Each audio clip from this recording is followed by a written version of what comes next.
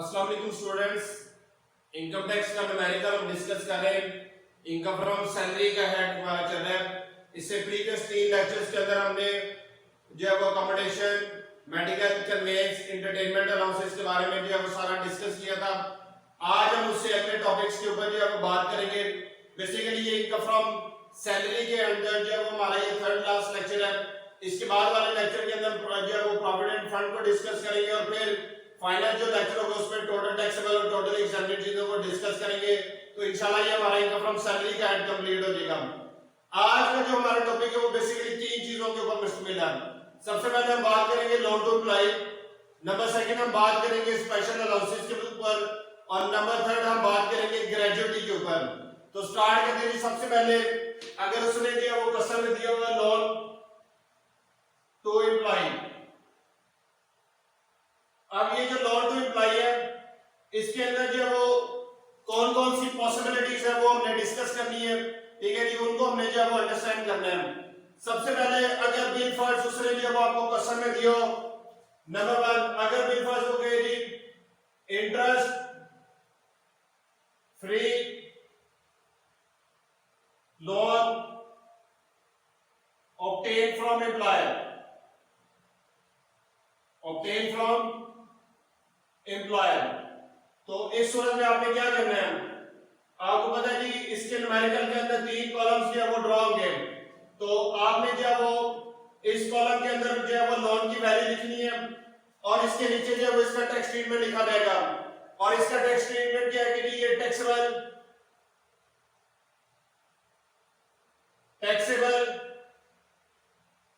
Eight benchmark rate, taxable at benchmark rate which is 10%, which is 10%। तो लिहाजा amount of loan multiply by 10%। तो इस सूरत में जितना भी आंसर आएगा वो यहां पर जो वो मेन आउटर कॉलम में टैक्सेबल हो जाएगा। तो अगर सवाल के अंदर इंटरेस्ट फ्री लोन है तो इस सूरत में जो है वो ये 10% ऑफ मतलब जो बेंचमार्क रेट है 10% उस लोन की वैल्यू का 10% लेके इसको स्ट्रेट फॉरवर्ड जो है वो स्ट्रेट अवे टैक्सेबल कर देंगे। Number second possibility, if rate is given and it is less than 10%, less than 10%। अगर उसने क्या कि जी एम्प्लॉयर ने आपको लोन दिया है लेकिन उसके ऊपर वो इंटरेस्ट चार्ज कर रहा है, अब वो जितना इंटरेस्ट चार्ज कर रहा है उसका जो रेट है वो 10% से कम है। तो इस सूरत में हमने क्या करना है कि सबसे पहले हम अमाउंट ऑफ लोन लिखेंगे, अमाउंट ऑफ लोन जो भी अवेलेबल होगी वो यहां पर आपने मेंशन कर देनी है। उसके बाद नंबर सेकंड हम जो वो डिफरेंस रेट कैलकुलेट करेंगे। डिफरेंस रेट वो कैसे आएगा, 10% माइनस गिवन रेट, जो भी रेट होगा। लेट्स सपोज कि जी वो 6% है, फर्स्ट किया जी वो 6% है, तो जो डिफरेंस का रेट होगा वो हमारा 4% आ जाएगा। तो आपने क्या करना है कि अमाउंट ऑफ लोन के साथ ये जो डिफरेंस का रेट है सपोज कि जी 4% है वो आपने अप्लाई करना है और इधर बाकी जो आंसर आएगा वो टैक्सेबल हो जाएगा। ठीक है जी। तो अगर कोई रेट गिवन होगा तो आपने उस 10% में से वो गिवन रेट माइनस करना है, डिफरेंस का रेट लेना है, अमाउंट ऑफ लोन के साथ उसको मल्टीप्लाई करना है, जो आंसर आएगा वो टैक्सेबल हो जाएगा। Number third option, if rate is above 10%, अगर जो गिवन रेट है वो अबव 10% है तो देन इस सूरत में अमाउंट ऑफ लोन यहां पर लिखी जाएगी इनर कॉलम में और इसका टैक्स ट्रीटमेंट होगा जी nothing will be added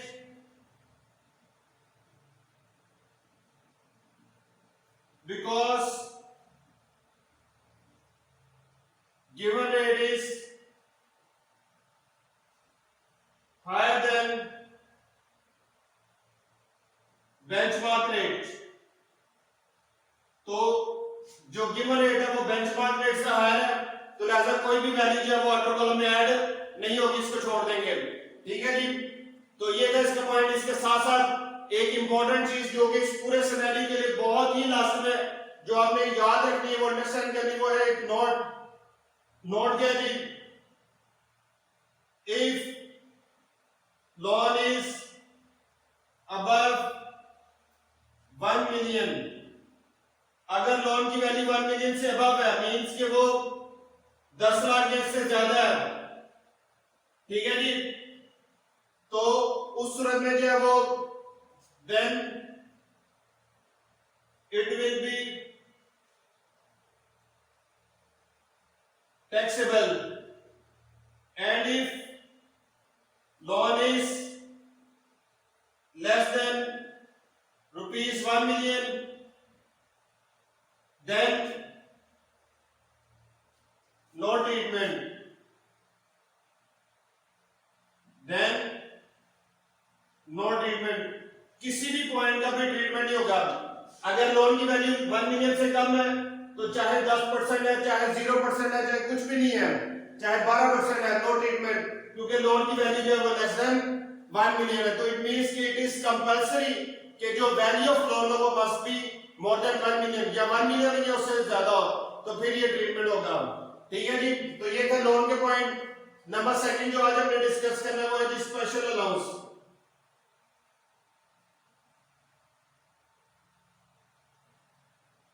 special allowances के अंदर अगर बिल फर्स्ट उसने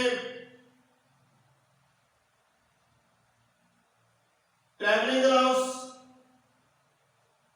या डेली अलाउंस दिया हुआ है, ट्रैवलिंग अलाउंस या डेली अलाउंस, जिसको in short TA and DA भी कहते हैं, टीए डीए।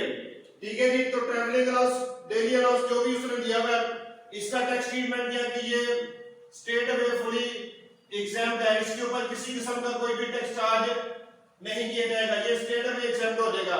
तो अगर ट्रैवलिंग अलाउंस है या डेली अलाउंस है तो ये फुली एग्जाम्प्ट है। नंबर सेकंड, अगर उसने दिया हुआ अलाउंस फॉर ऑफिशियल ड्यूटी, ठीक है जी, अगर उसने अलाउंस दिया हुआ फॉर ऑफिशियल ड्यूटी तो ये भी फुली एग्जाम्प्ट है, फुली एग्जाम्प्ट, इस सूरत में ये भी एग्जाम्प्ट हो जाएगा।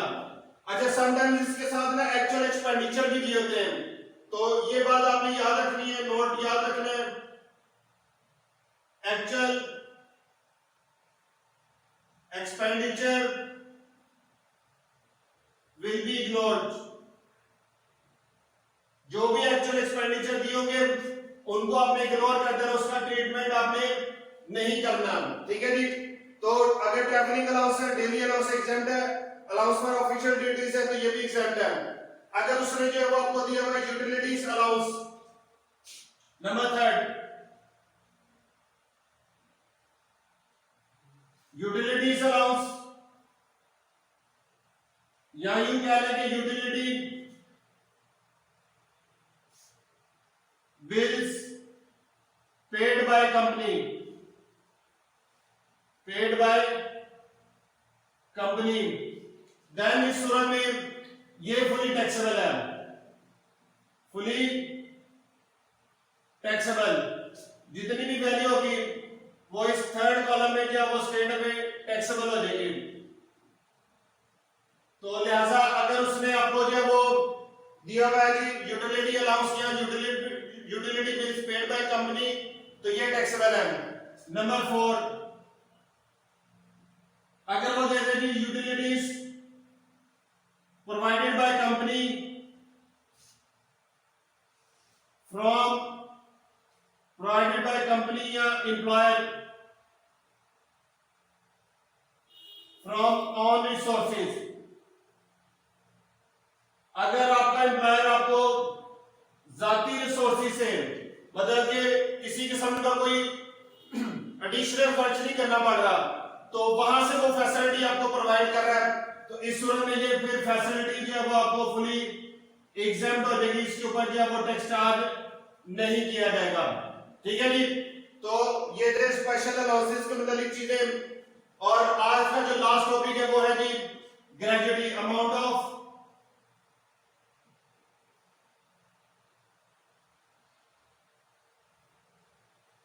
ग्रेजुटी। अगर उसने आपको अमाउंट ऑफ ग्रेजुटी दी हो तो इसका टैक्स ट्रीटमेंट्स क्या होंगे? सबसे पहले अगर फर्स्ट केस अगर उसने क्या दी approved by commissioner inland revenue या गवर्नमेंट एम्प्लॉय है तो दोनों सूत्रों में टैक्स ट्रीटमेंट सेम है। अगर तो approved by commissioner inland revenue जिसको हम कमिश्नर इनकम टैक्स भी कहते हैं, या तो ये केस है या फिर गवर्नमेंट एम्प्लॉय है, तो इन दोनों सूत्रों में ये जो ग्रेजुटी की वैल्यू है ये फुली एग्जाम्प्ट है, इसके ऊपर टैक्स चार्ज नहीं करेंगे। मसलन इस सेकंड कॉलम में इसको आप लिखेंगे और मेन ऑर्डर कॉलम को आप ब्लैंक छोड़ देंगे। तो पहला पॉइंट उसके अंदर ये आ गया। नंबर सेकंड, अगर अप्रूव्ड बाय बोर्ड है जी जिसको आप एफबीआर भी कहते हैं, फेडरल बोर्ड ऑफ रेवेन्यू या खाली बोर्ड भी कहते हैं, अगर तो बोर्ड ने अप्रूव किया तो इस सूरत में आपने क्या करना है कि आपने अमाउंट लिखनी है इस कॉलम में और इसका टैक्स ट्रीटमेंट ये है जी exempt up to ₹3 lakh, excess taxable. तो जितनी भी वैल्यू है उसमें से आप 3 लाख माइनस करेंगे और बाकी जो वैल्यू बचेगी वो स्टेट में यहां पर टैक्सेबल हो जाएगी। तो अगर कमिश्नर ने अप्रूव किया तो एग्जाम्प्ट है, अगर बोर्ड करेगा तो 3 लाख तक एग्जेम्पशन है, 3 लाख से ऊपर वाली वैल्यू इधर टैक्सेबल हो जाएगी। और नंबर लास्ट केस अगर अनअप्रूव्ड है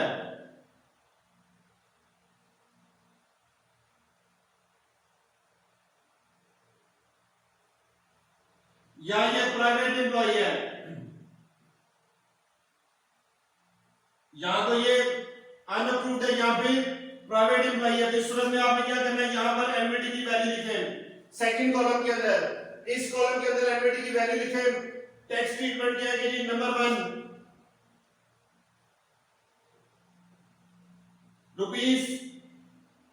₹75,000, पहला जब ट्रीटमेंट क्या है कि 75,000 लेंगे, मतलब यहां पर आप इस कॉलम के अंदर 75,000 लिखेंगे और इसके साथ कंपैरिजन करेंगे 50% ऑफ ग्रेजुटी, 50% ऑफ ग्रेजुटी मतलब ये जो ग्रेजुटी की वैल्यू आपको मिली है इस वैल्यू का जो है वो आप 50% लेंगे तो एक वैल्यू ये आ जाएगी। तो अब ये दो वैल्यूज होगी, इन दोनों में से जो लोअर वैल्यू है, ठीक है जी, टैक्स ट्रीटमेंट क्या है कि